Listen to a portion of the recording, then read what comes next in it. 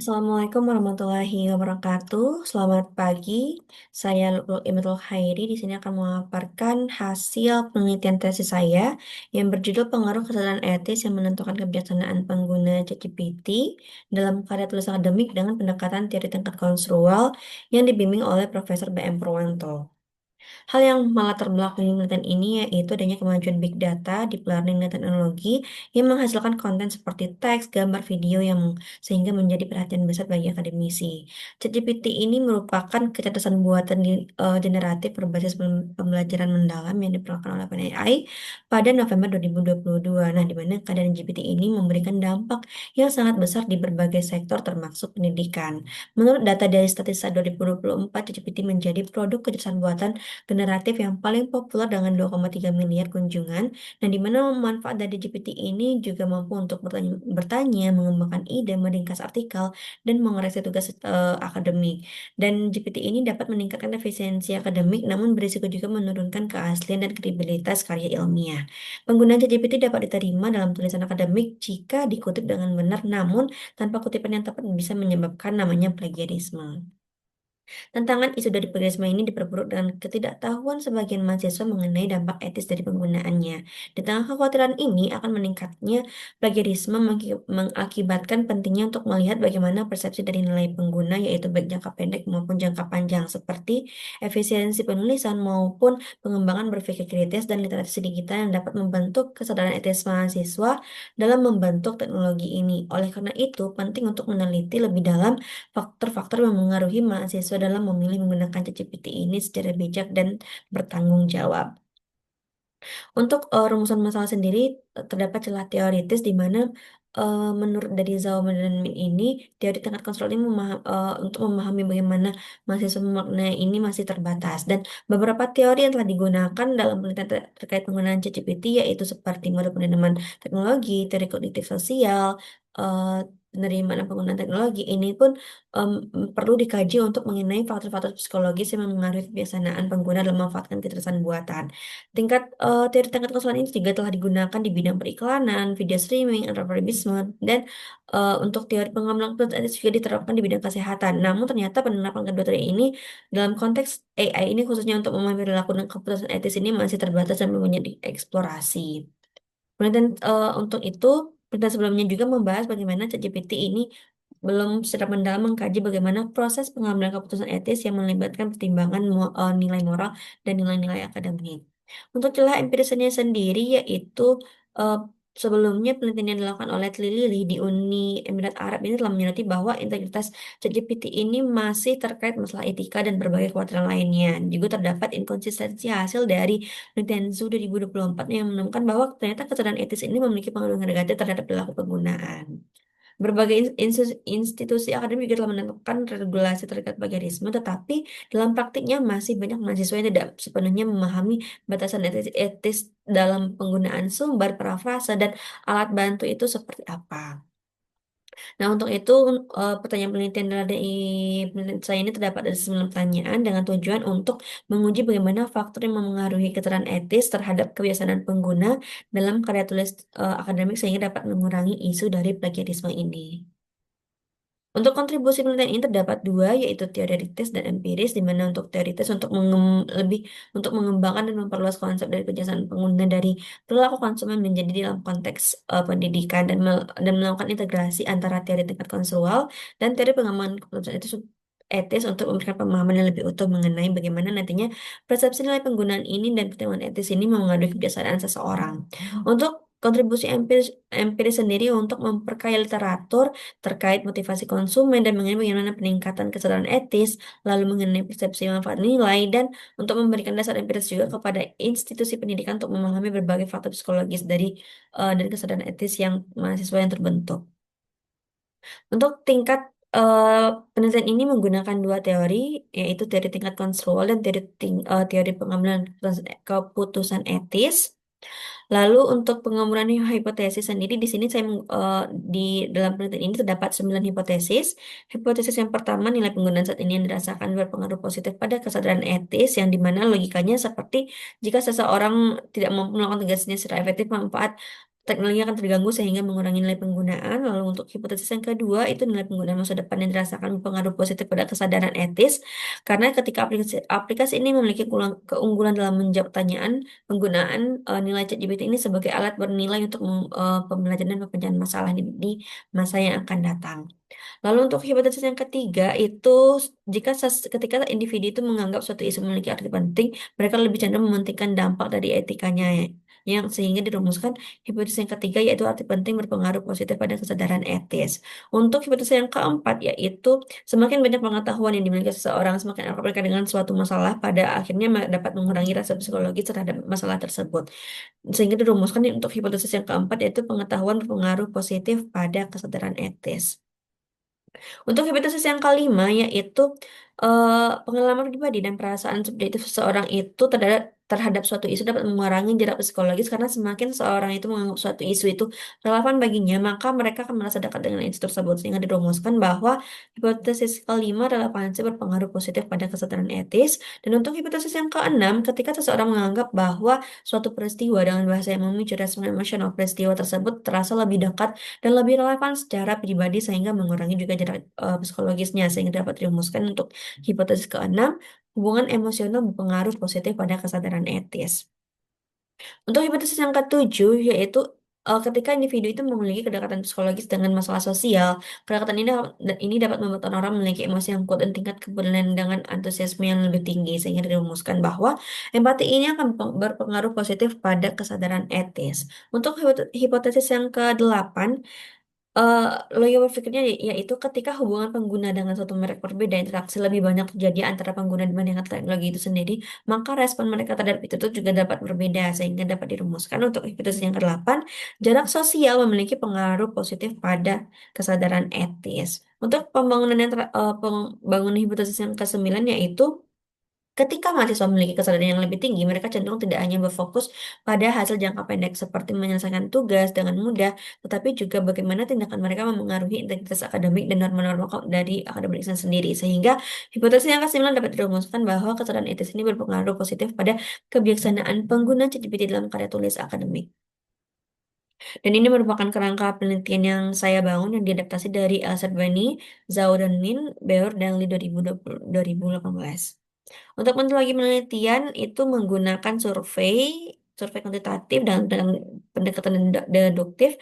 Dengan penyebaran sampel ini menggunakan metode purpose sampling dengan non probabilitas dan untuk respondennya itu minimal dari 400 responden yang mengacu pada HER 2022. Untuk kriteria responden sendiri pernah menggunakan ChatGPT dalam karya tulis akademik dan merupakan mahasiswa aktif se-Indonesia.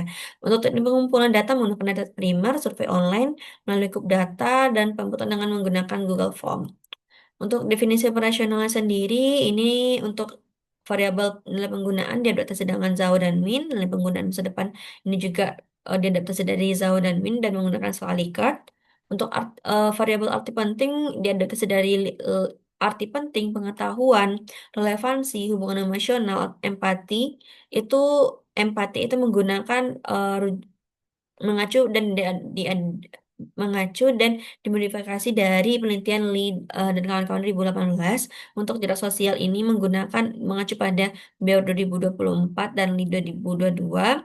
Lalu untuk kesadaran etis ini mengacu kepada Zhu 2024 dan untuk kebiasaan pengguna ini mengacu pada Ganazali dan Mattis Swish yaitu 2021. Selanjutnya metode analisis data ini saya menggunakan analisis deskriptif untuk untuk melihat bagaimana data statistik yang akan diuji menggunakan SPSS. Lalu untuk selanjutnya menggunakan perangkat Smart PS4 dengan metode analisis Smart PLS yaitu untuk menguji kualitas instrumen dengan menggunakan kualitas wajah, konten, konvergen, dan diskriminan, lalu reliabilitas menggunakan Chroma Alpha, Composite, dan McDonald. Untuk selanjutnya itu lalu dilakukan bagaimana nantinya analisis hubungan antar variabelnya menggunakan nilai dari variance inflation factor, R square, effect size, coefficient jalur, dan bagaimana nantinya nilai signifikansinya menilai signifikansinya dengan tingkat 5% dan dan menilai kekuatan prediksi model itu dengan chi-square. Selanjutnya untuk hasil dan pembahasan itu dalam penelitian saya ini dari distribusi kuesioner yang awalnya itu 489 itu hanya sesuai yaitu 435 responden dengan didominasi oleh perempuan yang berdomisili di Jawa yang berusia 17 sampai 28 tahun dengan pekerjaan itu mahasiswa, kebanyakan mahasiswa dan pendidikan terakhir yaitu SMA atau sederajat dengan pendapatan kurang dari 3 juta. Dan saya juga meneliti bagaimana nantinya menganalisis tujuan meneliti maksud saya meneliti tujuan penggunaan itu GPT itu untuk apa dan banyak dari responden mengatakan bahwa untuk mengajukan pertanyaan terkait materi akademik itu sebanyak 327 responden tapi ada juga yang untuk mengisi mengisi secara terbuka itu dengan membantu menerjemahkan teks mengembangkan kasus diskusi analisis statistik dan lain halnya. Dan selanjutnya ini untuk uji validitas konvergen berdasarkan data tersebut menunjukkan bahwa seluruh indikator memiliki overloading di atas 0,7 dan AV di atas 0,5 yang menunjukkan bahwa setiap item ini valid secara konvergen dan layak digunakan untuk analisis struktural selanjutnya. Lalu saya menggunakan lalu diuji dengan validitas diskriminan dengan cross loading di mana berdasarkan hasil ini menunjukkan bahwa setiap indikator memiliki loading yang tertinggi pada variabel-variabel itu sendiri sehingga tidak terjadinya tumpang tindih antara variabel. Artinya model telah memenuhi validitas diskriminan. Lalu dilanjutkan juga dengan mengukur rasio heterotrite monotrite ratio atau HTMT di mana berdasarkan hasil tersebut bahwa nilai HTMT itu kecil dari 0,9 yang menandakan bahwa setiap variabel itu bersifat unik dan mampu membedakan diri dari variabel lainnya sehingga model ini dinyatakan memenuhi validitas diskriminan. Lalu untuk selanjutnya diuji dengan uji reliabilitas menggunakan kelompok alpha, reliability, dan McDonald. Berdasarkan hasil ini, seluruh variabel yang diuji dalam penelitian ini menunjukkan CA, CR, dan McDonald itu memiliki nilai di atas 0,7 yang artinya setiap indikator mampu memberikan hasil yang lebih stabil dan konsisten sehingga instrumen ini dinyatakan reliable. Lalu ini merupakan tabel dari pengujian statistik deskriptif variabel di mana untuk untuk nilai variabel tertinggi variabel tertinggi itu variabel tertinggi yaitu dari variabel arti penting yang memiliki rata tertinggi dari variabel lainnya dan variabel rata yang terendah eh, itu dari variabel jarak sosial. Dan ini merupakan hasil uji algoritma dari pengujian Smart PLS yang terdapat 10 variabel dan 9 hipotesis. Untuk hasil pembahasan sendiri, untuk yang pertama dilakukan dengan uji multi-call. Dari uji multi-call ini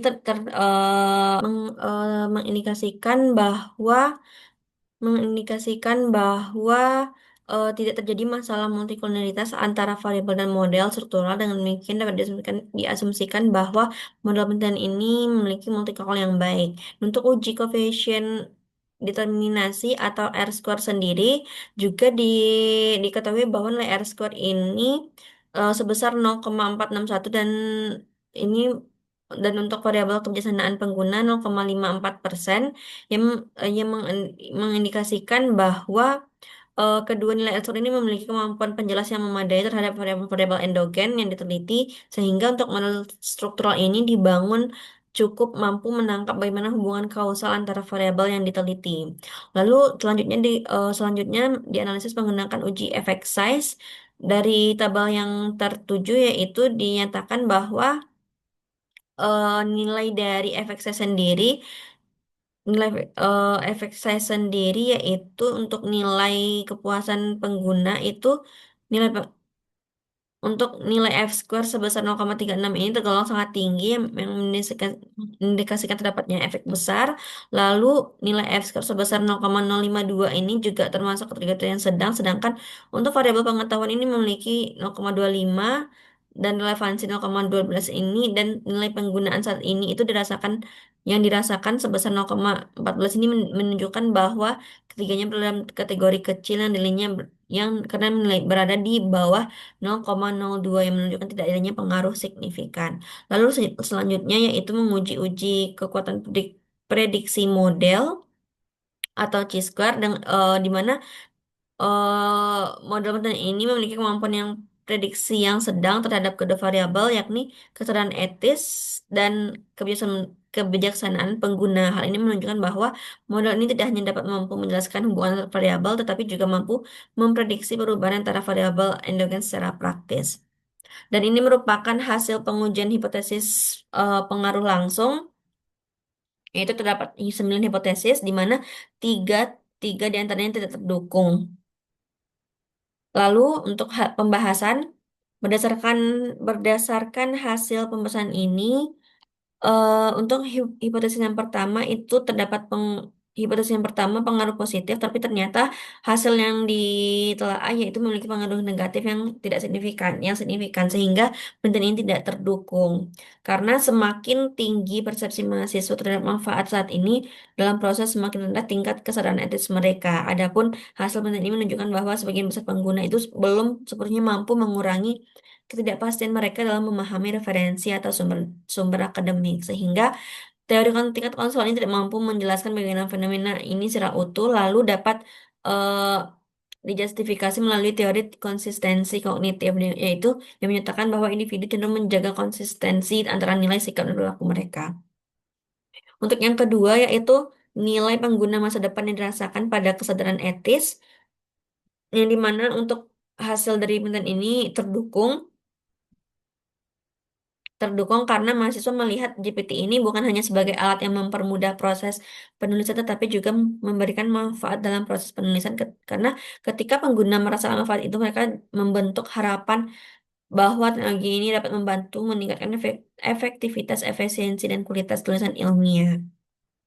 Lalu untuk hasil hipotesis yang ketiga itu memiliki pengaruh yang positif. Arti penting ini memiliki pengaruh positif dan signifikan pada kesadaran etis, karena hasil ini juga diperkuat oleh mayoritas mahasiswa memandang isu plagiarisme itu sebagai sesuatu yang sangat penting, mendesak, dan harus ditangani, sehingga mengindikasikan bahwa pengguna memiliki tingkat kepedulian yang tinggi terhadap isu plagiarisme dalam konteks akademik.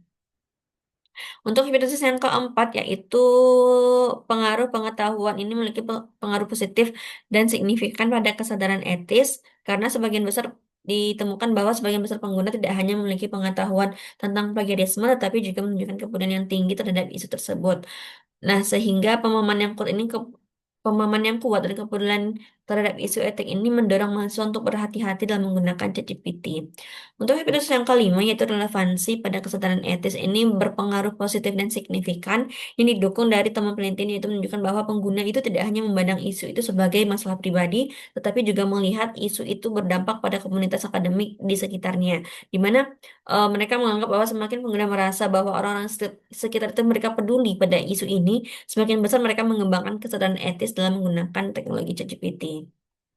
Dan hipotesis yang keenam yaitu hubungan emosional pada kesadaran etis ini memiliki pengaruh positif dan signifikan, karena ditemukan bahwa secara emosional pengguna itu memiliki kedekatan yang kuat terhadap isu plagiarisme dan merasa bahwa isu tersebut penting secara pribadi. Tingginya kepedulian ini juga mencerminkan keterlibatan afektif mahasiswa itu terhadap nilai kejujuran, integritas dalam dunia akademik, dan ketika seseorang itu peduli dengan secara emosional, mereka cenderung berhati-hati dan reflektif dalam mengambil keputusan.